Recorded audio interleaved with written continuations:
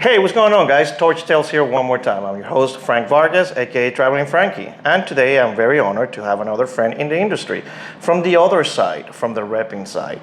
This is Wade Wohlford, which, did I pronounce that correctly? Wohlford. See, I asked him like 3 times. I still got it wrong. Everybody gets it wrong. Well, I don't feel that bad anymore. Wade, thank you so much for being here. Thank you for having me. And again, one of those guests where I ask and they keep saying yes, and as long as they keep saying yes, we're gonna have more guests. You promised supper. Well, that is true. So it's on me, it's all good. Wade, now we spend a week and a half together by the time it's all said and done so far. Yeah. And where are we right now? Right now we're in Winnipeg, Manitoba. All right, which is where in terms of Canada? Dead center. Dead center. Again, I got to rely on the experts because I don't know where I'm at. I just show up and they kind of take me around. Wade, you've been in the industry for a long, long time on the as a rep. Yes. But before we get to what rep agency and what he's done and what he's doing now, let's go back. So, born and raised in Canada? Born and raised, born in Edmonton, raised in BC, live in Saskatchewan now. And your parents are from? Dad's from Saskatchewan, mom's from Vancouver Island. And they're no longer with us? Yes, they've both passed. Got it. What is your mother's and father's name? My mom's name was Bev. Okay. And my dad's was George Clayton, but everybody called him Clay. All right, we all have a nickname. Now, brothers and sisters? I have 3 brothers and a sister. All right. Growing up as a kid in Canada, how was Wade? How was that kid growing up in this side of the world? Typical kid, skinny little Irish German kid living in an Italian neighborhood. Well, that's not typical at all, but right? So how was that German kid growing up in an Italian neighborhood? Were you outcasted? Were you kind of like, he's one of us, or that was never an issue? You know, it was, you always have issues when you're growing up and there's differences and stuff like that. Correct. But it just takes a friend from somebody out there and take you in. And I had a good friend at the end of the street that he didn't take pity on me. He just said, hey, I kind of like you and just follow my lead. Oh, that's pretty cool. Yeah. So you were in that neighborhood for how long? Time I was 7 till, until mom and dad passed. Gotcha. 2 years ago. Oh, really? Yeah. So the house was sold and that was the end of calling home. Gotcha. Yeah. Well, and your kids were born in that town as well? My oldest was born in Kamloops and the youngest was born in White Rock, BC. Gotcha. So, of course, having kids, it means that he's married and has a family. How long have you been married? My wife Barbara and I will celebrate 34 years this year. 34. And she's been happy every single one of those years? I'm going to say yes. Right? Well, I've seen both of them in action. Definitely they get along, they give each other, a hard time here and there, and I love to see that interaction. So Barb, hi. I was at their house a few days ago and we had some amazing pizza actually that you made in your pizza oven, which you have it now for how long? So we've had it for 2 years. 2 years? Yeah. So we were somewhere, which I'll let you tell us where we were in a second, because even if I tried, I'll get it wrong again. You cooked for us, for a group of 8 of us, or 7 of us. Yep. And he cooked an amazing steak and ribs and what else? Burgers. Yeah. I'll give Adam cook the ribs. Actually, yes. So one of the guys cooked the ribs, and it was supposed to be a competition between me and Adam, and I kind of just said no. Pretty much, I did. Yeah, I saw his talents just by the way he was cutting things. I'm like, I'm not going to get into that. So he won, and they were awesome. You always liked cooking? I love cooking. Yeah. So I now I've seen and I got to taste a few of your meals. The steak, and it was something else. And I was complaining about a steak not too long ago in Canada, and then this guy took it to the next level. What's the one thing that you like the most? I'm gonna cook this on a monthly basis, weekly basis, because it's like it just makes me feel like I know what I'm doing. You know, it's funny because we're salesmen. We travel, Yeah. right? So we eat in restaurants and all that all week long, and you know, you get home and it's just like you just want the most simple meal, the family home meal, the meal I grew up on as a kid. And for me, it was just macaroni, tomatoes, and cheese, right? So when I come home, when the kids were growing up and Barbara wanted to go out for supper, and I just spent all week out at supper, I made her a deal. I get tomatoes, macaroni, and cheese on Friday night, and I'd take her out for supper on Saturday night. And that was kind of our tradition. It's a win-win. Everybody wins, right? Yeah. Now let's go back. Here you are, a teenager, still living in your hometown. What were you into back then? I was a Royal Canadian Sea Cadet. Okay, what does that mean?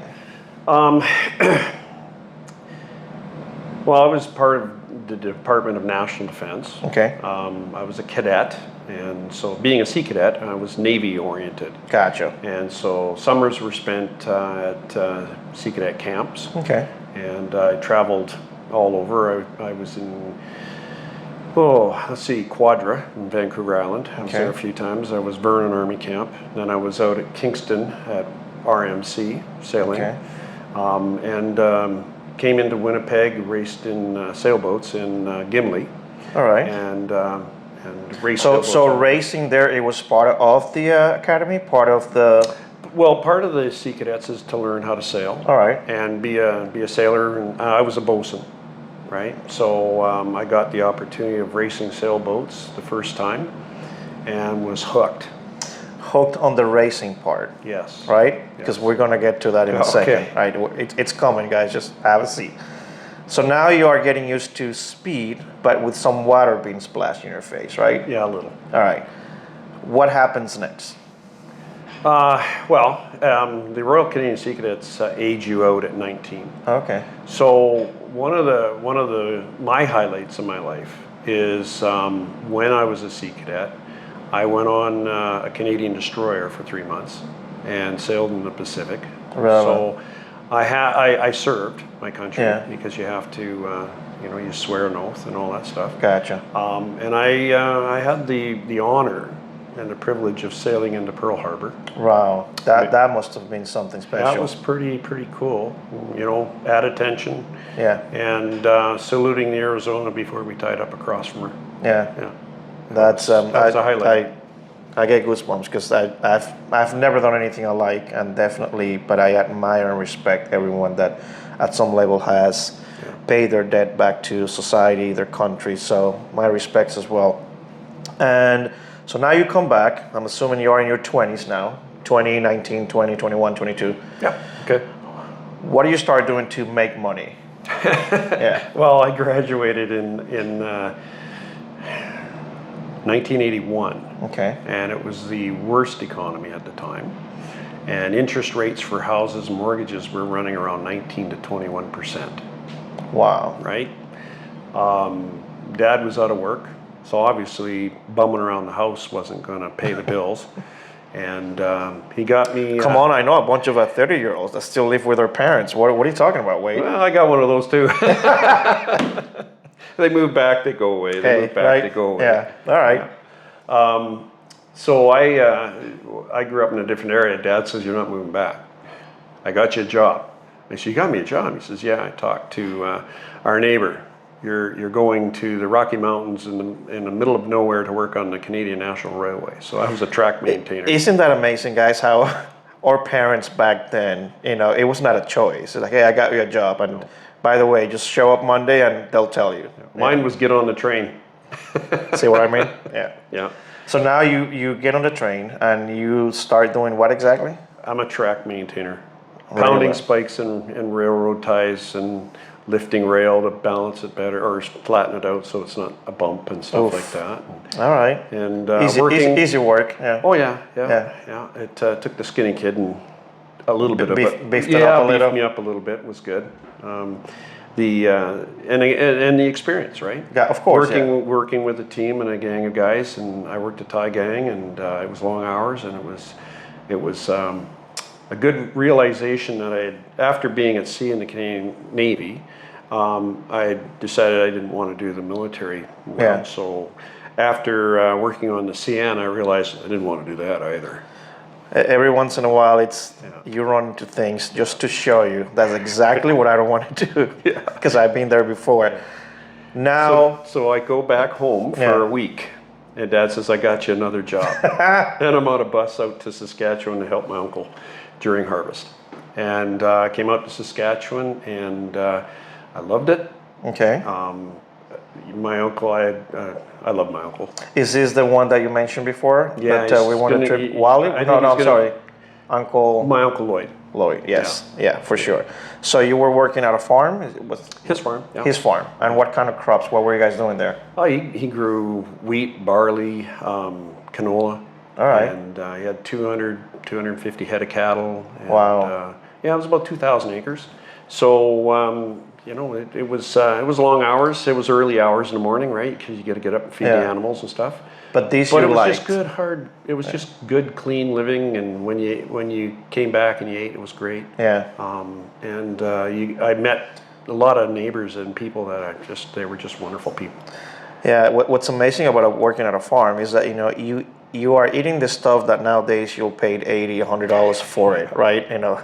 We butchered. I know exactly what happens to a pig and a cow and all that stuff. Yeah. It's insane. Now we just have a seat somewhere and we feel so good about ourselves. Hey, look, we just paid $100 for this. But yeah. So I'm assuming that now you are in your 20s, mid-20s. Yep. And now let's jump a little. When do you start doing sales or repping?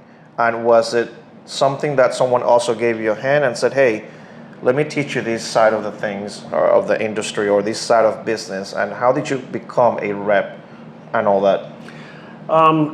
Well, I got a job as a shipper receiver at a fastening company. Okay. And I worked there for about a year, and I got promoted to the counter. Gotcha. And I learned how to sell off the counter and guys coming in. Which is huge. Oh, yeah. I think that should be one of the main things when anyone is going to go into sales, either customer service or working at a counter. The people that you run into, and you'll develop your skills for sure. We used to tease the outside sales guys and say, hey, you go get them, I'll keep them. Right? There you go. And I've always kept that in the back of my mind when I work with salespeople, distributor sales reps, and they got their counter people. It's very important that the counter people know that you appreciate what they're doing, because they do keep the customer. Yep, they that is true. Do.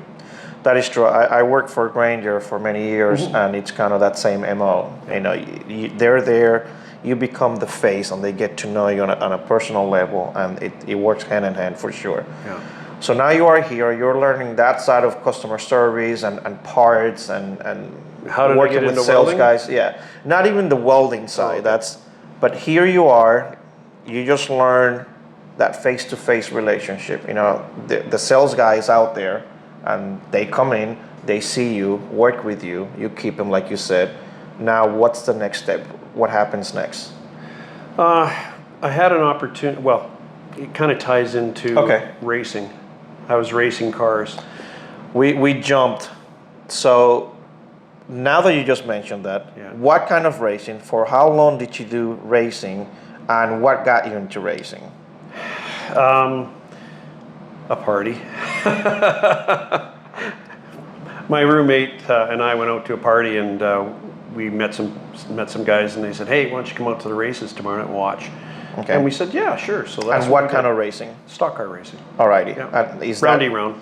Gotcha. Is that huge here in Canada? It's big for when you're in it. A lot of people don't know anything about it, but there's phenomenal racetracks across Canada. Okay. We are huge fans of NASCAR. Okay. And we've had the likes in Saskatchewan. We've had the likes of Richard Childress and Dale Earnhardt Sr. come up and hunt. Really? And know about the racing that was going on. Wow. We've had several families move to Hickory, North Carolina to race. One of them I know married a Jarrett, so. Huh. Yeah. Wow. Well, look at that. So now you go to this party and you met a few people, and now you are into racing yourself. How's that process? Do you start first, I'll be the mechanic, I'm changing parts, I'm cleaning, or right away you get into a car and press the gas. So my buddy was the mechanic. Oh, all right, so that position's taken. I was lucky to know where the starter was. And I'm not talking about the one on the engine, I'm talking about the key. Yeah. Right? So I learned, and when I started racing, and I had a lot of senior guys come over and they started talking to me cars and this engine, this lifter and whatever, and I'm kind of like, where's the lifter go? And they're kind of like, you know nothing. And I said, no, I don't know anything. And they said, well, at least you're honest and you're not trying to BS us, so we'll help you. Now I learned something in racing too. Everybody will help you until you start to beat them. I wonder why. I know you had your own team. I did. For how many years? Total racing years, 26. 26. Yeah. And when I say, and I know this because we've had these conversations, we've known each other for years now. Yeah. When I say you had a team, how many people in that team? Like, how does that stock car on team? An average per year, 5 guys. 5 guys. Including me, yeah. And that means that there's what, more than 2 drivers or only 1 driver? Or I pay the bills, I get to drive. Hey, I like that. How long ago did you stop racing? My last year of driving was 2017. Yeah. Why? It was time. Yeah. Somebody wrote a poem a long time ago about the racer's widow. Because you're always in the garage. Yeah. And you're always traveling or doing stuff. And when I realized that my boys were growing up and moving on, and racing wasn't their thing, and my wife was into other things too. Yeah. I said, well, I'm doing this for me, but I really was doing it there, for them. And so the last 3 years that I had the race team, I had stopped driving. Gotcha. And I turned the race team over to Canadian soldiers. Okay. There were corporals and sergeants and stuff like that in the EMEs, which is the mechanical division. And couple of the lads served in Afghanistan. That's pretty cool. Yeah, and but all of them served, and we had a driver. His first year, he was a rookie, and he got most improved driver. So and that's voted on the peers, right? So gotcha. They voted for him because they saw definite the improvement. Yeah. And the next year he drove. The team did well. Everybody was quite pleased. I still had a truck because I raced trucks in the last few years. And then the final year, typical military, they started posting the guys all over the place. So we ran out of guys to work on the team. So I drove it one more night, the last night, and I'm quite proud to say that we finished 4th out of I think it was 16. Hey, not bad, especially when you were out of driving for a little bit. Yeah. Because I think that's one of those things that if you don't use it, you lose it. Yeah. And so because when I was at your house, I saw the hood of the car, and you showed me the signatures. Yeah. So I'm assuming that a lot of those signatures are from part of the crew plus other. Yeah. So the body that you saw on the wall and everything was the Vimy Memorial, the Canadian War Memorial in Vimy, France, that I had taken pictures, and a friend of mine wrapped the truck in the pictures. Yeah. And the hood has Mother Canada looking down on the fallen soldier. Yeah. And so I've got signatures from World War II vets, Korean vets, Afghan vets, and current serving members of the military, including the race team. Yeah, that's pretty cool, and it ties it all around, full circle, I guess, on your end. So now that's how he got into racing. Now let's go back to the becoming a rep for many different things. That's all I'm going to say, because we're going to touch on those. How does that happen? How does the jump goes from the counter to now out there having your own rep agency and having people to trust you? How I got you? Into the welding and stuff. Yes. Yeah. So when I was working at the fasting house on the counter, I ran across next door to Canox, which was a welding supply company. Okay. Asking for a sponsorship for my race car. And a guy said, well, come back on Monday. So I came back on Monday, and this other guy was there, a bigger boss. Okay. And he said, well, I'll give you sponsorship, sure, if you come to work for me. So that's how I got into welding. Okay. I started. They brought me in. They made me a branch coordinator. I was basically the guy that keeps the numbers and rolls the cylinders and packs the boxes. So I was kind of back on a counter, but I was also ship receiver again. Gotcha. And then they came to me about 9 months and said, we got a promotion for you, and sent me to Fort McMurray.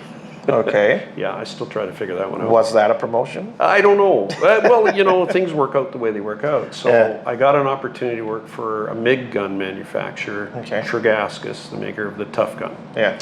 And so I worked for them for 8 years.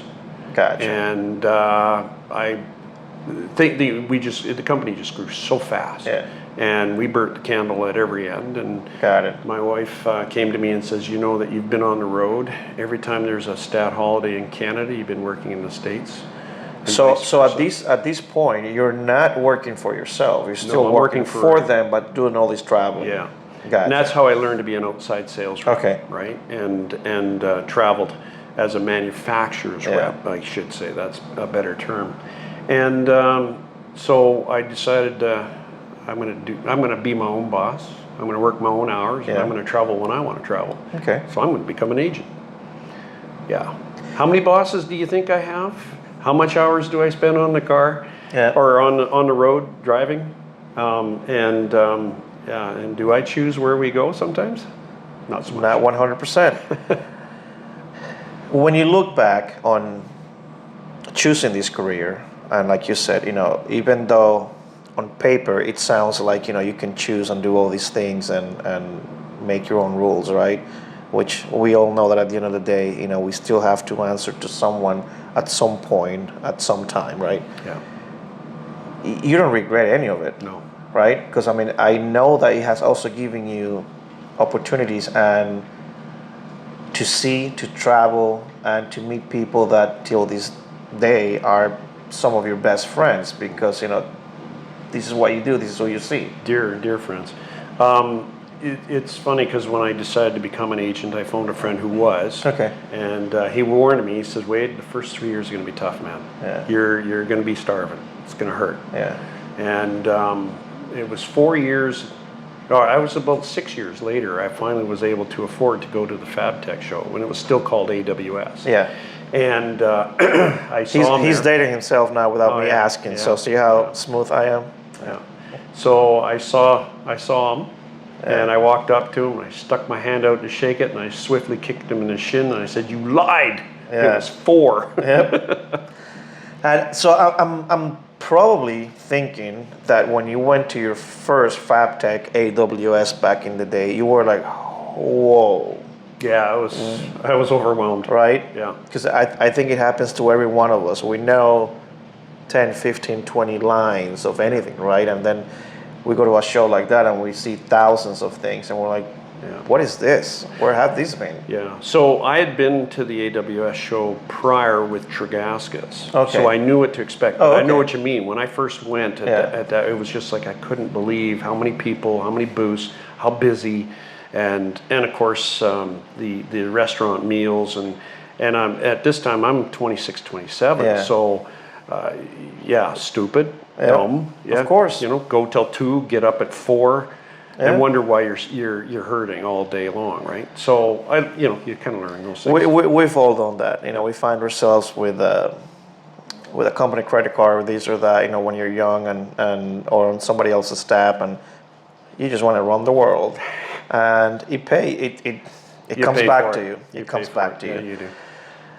We were talking about this the other day and how many times in your line of work you get fired, you get hired, and sometimes a full circle it comes back Get around, rehired. right? Yeah. And how does that feel? Or do you know that when they do, it's always been makes sense, or it's like every one of us when it happens to us, we're like, really? So, Dad raised me to the basic rules, right? You do unto others. Never burn a bridge. Yeah. And so even in business, I'd have a merger or an acquisition. It was usually a merger, acquisition, or new management. Gotcha. That would either be, hey, you got a line, Yeah. or hey, you lost a line. Yeah. It's like politics, whenever somebody wins, they Yeah. just bring their own people, right? That's right. Yeah. And so I've been on the ends of both of that. Yeah. And but anytime I've been on the end where they say, hey, thank you very much, but see you later. There's the door. Don't let it hit you. Yeah. I said, no problem. I'll close it quietly. Yeah. And I've had people say, you took that really professionally. It's kind of funny because I left Tregascas. Yeah. 3 years after I'd left them, they hired me as an agent. And then 3 years later, new management came in and I was out. Yep. But then they came back and asked me to cover for another year or so.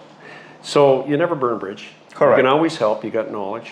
And I've done that with another company that I repped them for 10 years, new management. Yeah. And 7 years later, they brought me back. Gotcha. So total years with them has been 17. Really? Yeah. How many lines do you have now? 40. Do you think I need another two? Standard question. Typically, under B&T, as you know, I have 4. Okay. Under a new partnership, there is 6 more. Gotcha. Yeah. And Now, a caveat: that 6 more includes 2 that I used to rep. under the one single Under one, the other under name. you, yeah. Yeah. What's your oldest line? Or do you want to mention who they are? I have no problem. Who the lines are that hey, for those of you, and before you even mention who they are, what is your area? Because that way you guys know when you guys see this, what Wade does. Right. So my agency's covered Western Canada. Okay. And it's 25 years old this year. So for 25 years, I've covered Western Canada. So Wow. and Western Canada includes Thunder Bay, Ontario, because nobody from Toronto wants to go there. So Thunder Bay to Vancouver Island, Gotcha. including the Yukon. All right. Yeah. And what are the lines that combined you guys do, or? So And how long have you had? Yeah. Over the years, You're right. I've had many different lines because they do come and go and Correct. that kind of thing. But we've been representing Osborne Brush Company for 22. Wow. This will be our 23rd year. That's a long time. Yeah. And we've represented Uniweld for about the same amount of time. Really? Yeah. Oh. And so the other line that I represent now for about 17, had under B&T, is now under CSAG. There's 17 years combined there. Wow. And then there's Tajima Hand Tools, and they're 15 years. And Wood Owl, which is auger bits, Okay. is, let me think here, 15. Well, so definitely, that's a long time with every one of the lines. Where have you seen the biggest change from here you are 5 years into your own company, midway at the 10, 15 mark, and now 25? If there was one thing that you said, well, this was easier or harder, or now it's this, or now it's that, we always say the same things, times change, and there's all these things. But if you needed to give one single thing on what you think it has happened from day one to the mid and now. Technology jump. I mean, when I started my agency, I thought I was pretty cool, Right. I had an 8086 computer Yeah. with Microsoft DOS, right? And I could do a spreadsheet Right. that took me like 4 hours to put 2 minutes worth of work on it. But at least you But were I able could to, do right? it, Yeah. right? Yeah.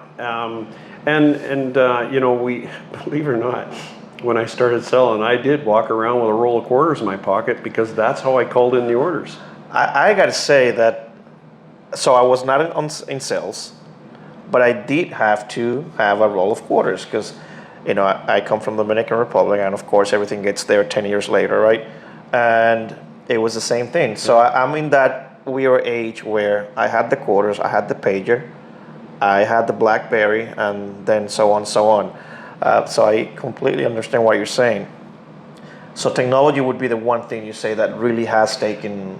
The the welding or any manufacturing aspect of things is the technology has allowed manufacturers to really increase the quality changes in the product, innovation for new inventions. Yeah. You know, building stuff that you couldn't do because you didn't have the technology to have the That material. is true. That is true. Yeah. Do you think manufacturers actually demand more of reps nowadays than before? Yeah. And it's tougher because I always joked, you introduce me to a sales rep that hates paperwork, and I'll introduce you to a rep. And it's it because if you ever wanted a full description of what's going on in the territory and everything else, pick up the phone, give me a call, ask me what's going on, I'll fill you in. But if you ask me to spend an hour in the office building a report, and if I'm an agent and I just explained to you I've got 10 companies I got to do that, how much time does that take? Yeah. And some managers today understand that because they're my age. Yeah. But a lot of the ones that are coming up are under a lot more demands. Yep. And so they're asking for a lot deeper reports and Gotcha. CRM stuff. I was doing CRM before CRM was even a word, right? Yeah, we kept our own track of everything. Just because, a lot of the training that we had back in the day, it's like, hey, you make all your notes, you make every single little thing, it's going to become an important thing at some point. Yeah. So I had a notepad. Right, yeah. Right? And you would have 2023, 2022, and you have these massive boxes full of Franklin Planner Bibles, right? Yeah, I get it. I was there, even though I've been at it for a little bit less than you. Yeah. You took us, the 7 of us, this weekend, to a special place. Yeah. And again, I'm not going to do any justice on trying to say where it was and anything else, so that's why I'm asking the guy that took us there. I'm going to tell you because I want it out. Yeah. Where were we 3 days ago for the last 3 days? And answer that first. Where were we? We were at Trail End Camp at All right. Pointe du Bois, Manitoba. Which is about an hour and a half, 2 hours from here. Hour and 45 minutes to northeast of Winnipeg, close to a town called Lac de Bonnie. Okay, and how long have you been going there? Oh, since 2005. How did you run into this place, which probably, if you don't, especially no social media back then, and nothing like that, so you really had to know or someone take you there. How did you find this place? Well, as you know, with my agency, I've had sales reps work for me for years. Yeah. And one of my reps, who's since passed, Wally Stefaniak, lived here in Winnipeg. Okay. And his cousin, her son, owns and runs this camp. And he guided for him fishing. Gotcha. Yeah. And we're going to show you a few pictures of some stuff that we did, and you guys will get to see exactly why I'm asking about this and why it should be out there, because not only the people running it, which are Vance and Maureen Hericasi. Yes. Try to spell that one. Yeah. Great people. I had the chance to meet them this weekend, and I can see why he keeps coming back for so many years. Yeah. What can you do there? Before I show the pictures. Well, you fish. Yeah. Eat lots of food. Yeah.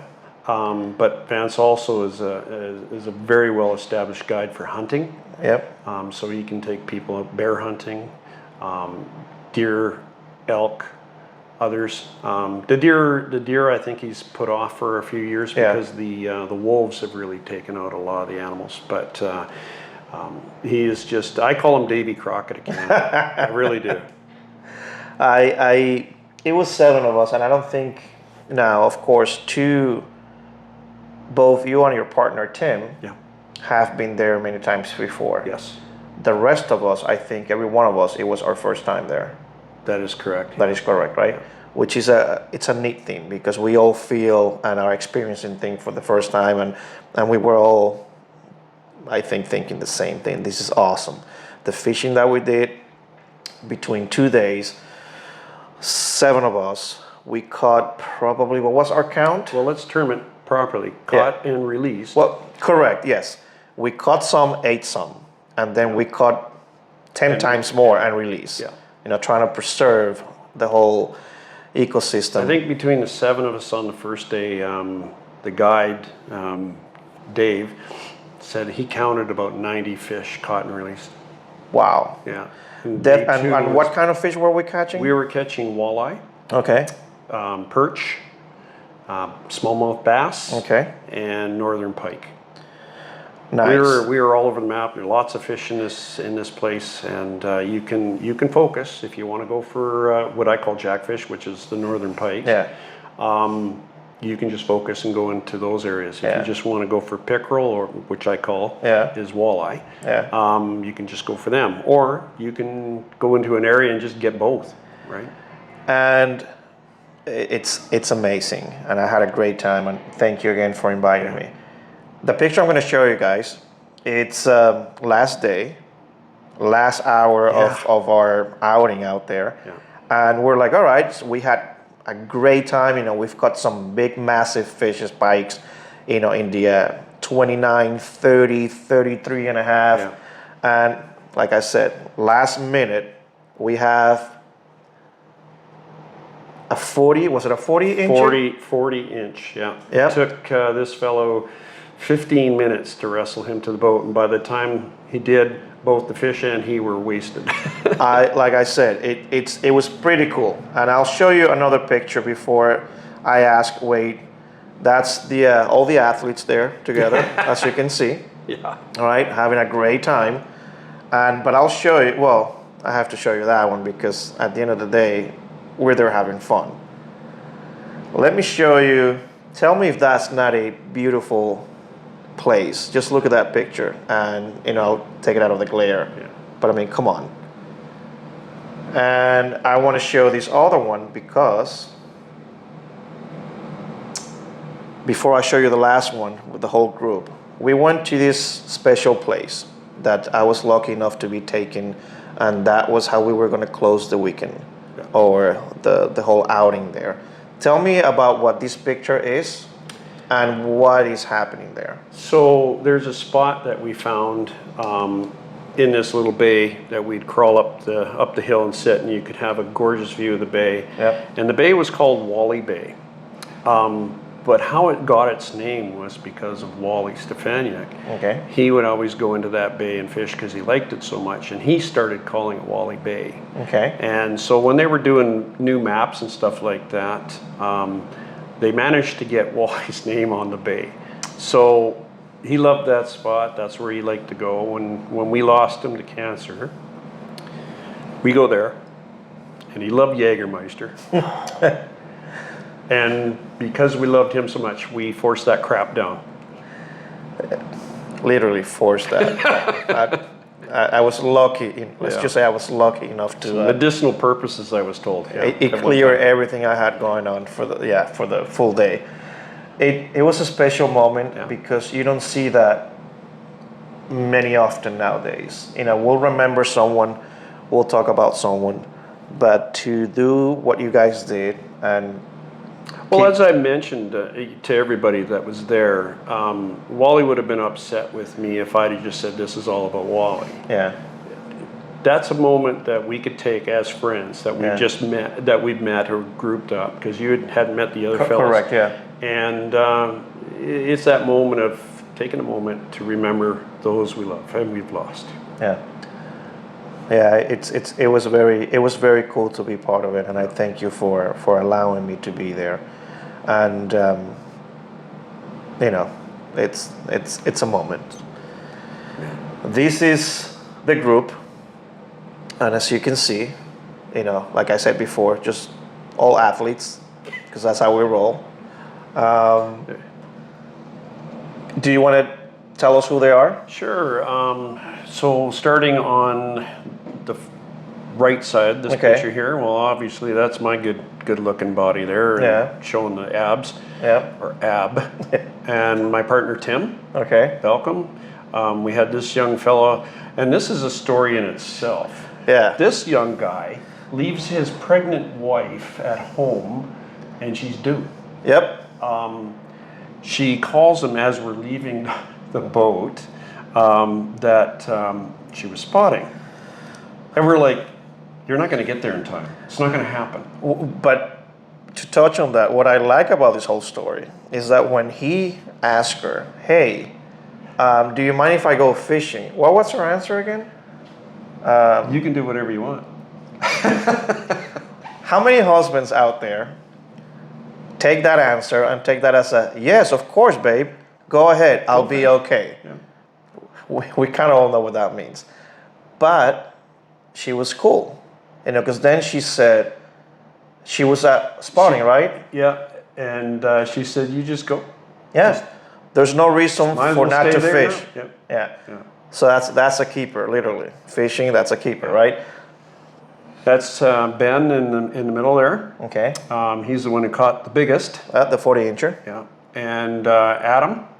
And Adam, when it came to catching some pretty elusive fish in this area, he caught over 3 bass that were almost, and pro. I have to say almost. You guys call pro, we call it master angler. Okay. And yeah, he almost on a smallmouth bass. That's pretty cool. It was pretty cool. Yeah. The other fellow's Les, and we were sitting in the boat when we first started, and the guide says, well, Les, where's your rod? Let's get going. He says, oh, no. He says, I'll just watch you guys for a little bit. And he says, you get a rod in that water and go. Guess who caught the first fish? And we had made a bet. Yep. Whoever caught the first fish was going to get $5 from every one of us, which I still owe less, $5. 10 seconds. 10 seconds in the water, bam, here goes my money. All right? It's that quick. Yeah. And of course, the last guy, look at this right here. Look at that whole keg going on. It's all good. All right? Don't hate. I know. But again, I wanted to show you guys those pictures, not only because of what it meant this weekend, but also to give a little bit of a plug to the place. Yeah. The people, the place, and I'll put a link also on this thing because I think it's worth you guys checking it out, whether it's summer or whether it's winter. I think you guys will have a blast, and the family will make sure that happens. Yeah. Vance and Marine are phenomenal hosts. Yeah. Our 2 guides that we had, Dave has worked for them for 8 years, and he's a gentle giant. He served with the Princess Patricia's Canadian Light Infantry. Yep. We call them Pickleys. Okay. And 3rd Battalion, and just the nicest gentle giant you've ever met. Yes, for sure. And the other guide was Carter, which is Vance and Marine's son. Yep. And as much as I wanted Vance to take us out, it was like mini Vance. Yeah. Yeah, and I can only base it on spending 8 hours with Carter on the boat and then meeting Vince for a couple of hours. But yeah, I can see what you mean. I see the reason why you guys keep going there. And like I said before, I was fortunate to be part of this whole thing, and especially giving that special thank you to Wally, and that meant a lot for you. And I think, like you said before, it kind of made us. We are all going to remember that day. Yeah. There's no way about it. That's just what happened. Now here we are, 2023. Past COVID, things are moving along in the right direction because Canada held their. Our COVID experience was different. Yeah. Right. We slowed down, but we didn't stop. Gotcha. But we hunkered down longer. Correct. Right. So it slowed us down from the U.S. Canadian regular business. Yeah. But Canada still internally, did you guys were doing it was tough. We couldn't go. We couldn't go into our regular customers. You can't go on site or anything like that. So, we learned how to do the team, the Zoom stuff. Right. And I know. And I found out how to use the backdrop on my Teams about 2 weeks before it all ended. See, there you go. Something came out of it. I learned something. Yeah. But we're doing okay. Yeah. We're busy, and like everybody says, "Wow, we can't get labor. We can't get labor." I don't know if that's the truer statement. I think it's the employers now are being a the little way more they go about choosy it. in who they hire now. Yeah. They have the opportunity to get the right people, and so they're taking that time. Everybody's looking for work. Yeah. No, they're not. Every manufacturer's looking for workers. Correct. Every fab shop and everything. Everybody's looking for workers, but they want workers, and so it's a generation change too. Yeah. Right. Yeah, it is. We are running into the same thing in the U.S. and this is a worldwide problem. It's not just there or here. It's just happening. And the one thing that I'll say is that manufacturers or whoever it is out there looking for workers or looking for help, they have to become more creative. They cannot do the same thing the same way, looking for the same kind of people and expecting the same results. Even in my industry, trying to find new agents, young men and women that want to step into this. Ones. Capable. Well, Right. you know what? You're not going to survive. You're not capable. You're not. Okay. Because you have to be driven. You're an entrepreneur. Yeah. And so a lot of people may start with good intentions and find out, and I was there. I was a young guy, well, I'm going to be in the Navy. Right, yeah. No. I'm going to be a truck maintainer. No. These are cycles that everybody will go through. Gotcha. Kids today, they go to college. Usually, and every parent says, "Yeah, first year's a waste," and they're like, "No, it's not. They got to find out who they are and what they're doing." It's a base. Yeah. And guess what, Mom and Dad, when they come back, look at what they're doing, not what they didn't do. Help them figure out where they want to be and how to go, rather than tell them, "Well, you didn't do that very well." Nobody needs that crap. But don't patty. I'm not one of these guys that believes that everybody should get a pennant just for showing up. Yeah. No.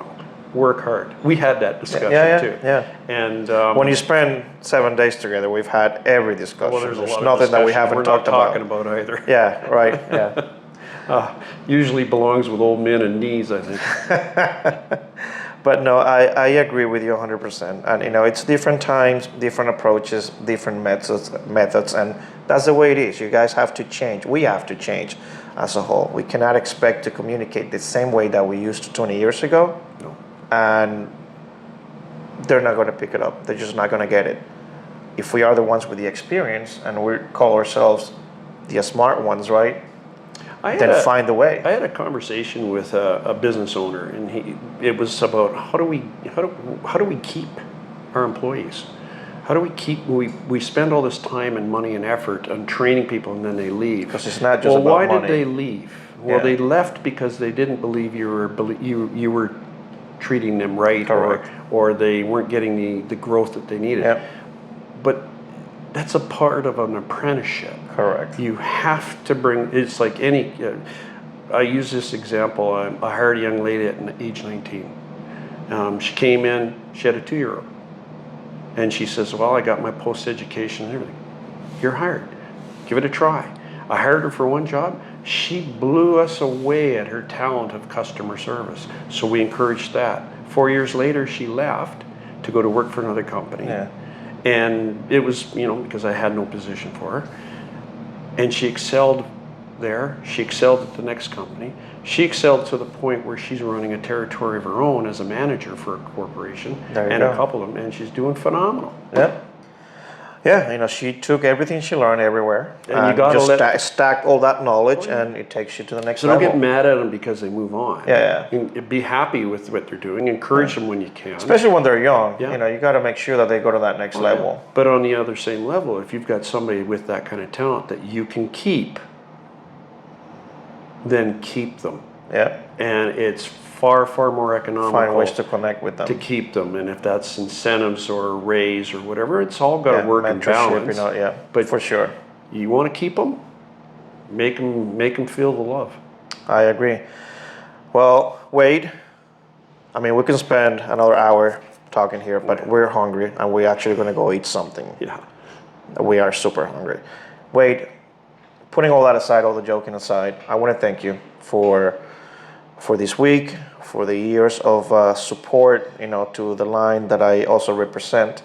It's nice to work with people like you that are there for the right reasons, And I think when I speak on this side of the table as a manufacturer, I think, when we can find people that are willing, know what they're doing, and put an effort, it makes our job easier. So I want to thank you for everything you do, and for the great week I've had so far.